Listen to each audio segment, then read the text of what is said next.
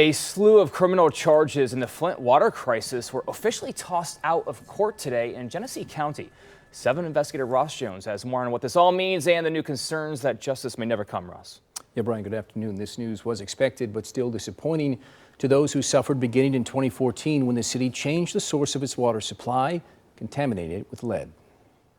The losers are the people of Flint, and these are the last people the state of Michigan should have disenfranchised, but that's what's happening. The prosecution of the Flint water crisis endured yet another setback today when a Genesee County judge released this 6-page ruling dismissing criminal charges against 7 ex-officials for their role in the public health crisis. To me, it's a very straightforward legal issue. The Michigan Supreme Court has said that a single individual cannot charge the good people of Michigan. Former Assistant U.S. Attorney Anjali Prasad reviewed the judge's ruling and said it all comes down to the use of a one-man grand jury to lodge the criminal charges. A one-person grand jury can investigate a crime, can issue search warrants and so forth, but cannot have the responsibility of lodging criminal charges against an individual. The ruling affects former State Health Director Nick Lyon, former State Medical Executive Eden Wells, one of Governor Snyder's closest advisors Rich Baird,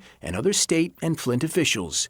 Snyder, who was charged with 2 misdemeanor counts of willful neglect of duty, did not see his charges dismissed because they came at the district court level.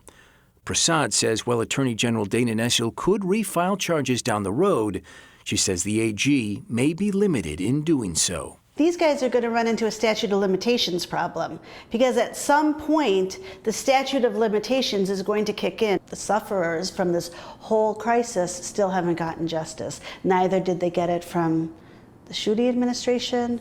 They're not getting it from the Nessel administration. I don't know how long they are going to have to wait to get the justice they deserve. Yeah.